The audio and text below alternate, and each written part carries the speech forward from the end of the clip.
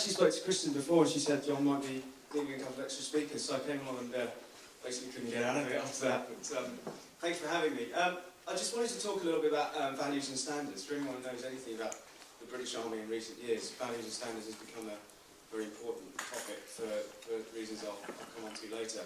But just a little bit about me and my background. I was accepted really, really kindly into this school in summer last year, but found myself in the PE office a few weeks ago, being introduced to a visitor as Tit. I was the resident Tit. You probably know who was saying that, but troops into teacher.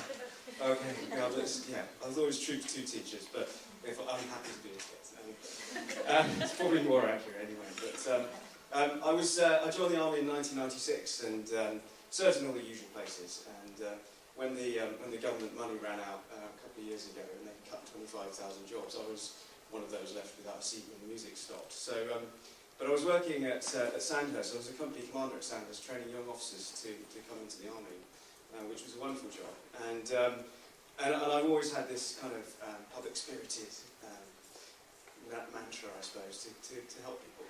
And helping soldiers, I was in a Welsh regiment, and soldiers from the valleys of South Wales, or Llandudno and Carnarvon in North Wales, if you know those parts of the world, lovely, beautiful places, but sometimes struggling in education, and a lot of them were let down.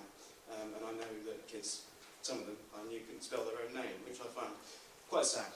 So I taught myself how to help them develop, and I wanted to carry that on when I left. So I signed up for this thing called Troops to Teachers, which has been, it's in the second cohort. But it's a great course, and there's some really interesting people on there. There's ex-pilots from the RAF, and medics, and grunts like me. But they're all a good bunch, and they're all really motivated to become teachers. We're doing a 2-year modular course, but the real crux of it is getting a place in a good school. The school has to be graded good or outstanding, and you get given a mentor, and I'm very lucky to have just John Stanley as my mentor. And I'm lucky to be working in the humanities department and training to teach history, which is wonderful. But also there was the thought of transferable skills. You know, how I learned how to fire an anti-tank missile, but could I stand in front of a class of year 8s and teach history? Good question. But I think that there are 4 that I've identified. There's probably loads more, but the key ones, I think, leadership is, without good leadership skills, you can't stand in front of a bunch of kids and inspire them truly to learn and progress. Confidence goes without saying, I think. You know, to be able to speak with confidence, to know your subject, is absolutely vital, and it's something I've experienced before in the last 17 years. Attention to detail. I remember hundreds of times having senior officers in places like Afghanistan looking at my staff work, covering it with red ink and then throwing it back to me, saying, right, we've got 30 minutes to get this back to me with certain improvements. But I think vitally is encouraging the development of others, and the pastoral support, understanding, empathy, and developing that skill in others. And I'm lucky to be teaching under Helen in the 3Rs department, where the development of those human skills are really at the forefront. I wanted to look at how soldiers and students are the same. The obvious choice is the older boys, again, at year 10 and year 11, where they're approaching that age where I was more familiar with the type of beast that I was working with. And one of the things I noticed was emotional maturity.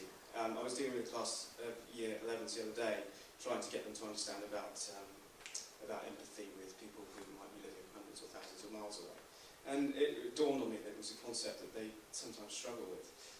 So I think that's really important, to have an attachment with other human beings.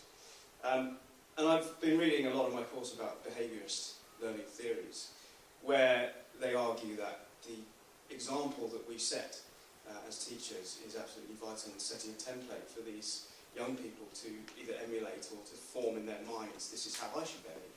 And they might gravitate towards someone who they associate with or they feel comfortable in and around, and model their behaviour. And that got me thinking about something that General Sir Richard Dannatt, who was one of my favourite Chief of the General Staffs, because he's quite a moral man, quite religious, and very, very keen to uphold values and standards. He came up with a thing called Solid C, because Solid C is easy for soldiers to remember, like myself, although one of those letters in the acronym isn't actually what it says, but I'll talk you through them. The first one is selfless commitment, which again is another part of 3Rs that we cover a lot, and I try to try to get people to understand. Respect for others is the O. Loyalty, integrity, discipline, and courage, both moral and physical. Richard Dannett brought those in after a couple of disasters, really. One of them was something you'll be very familiar with Abu Ghraib in Iraq, and also there was a British incident of similar proportions in a place called Camp Breadbasket, where some prisoners were mistreated.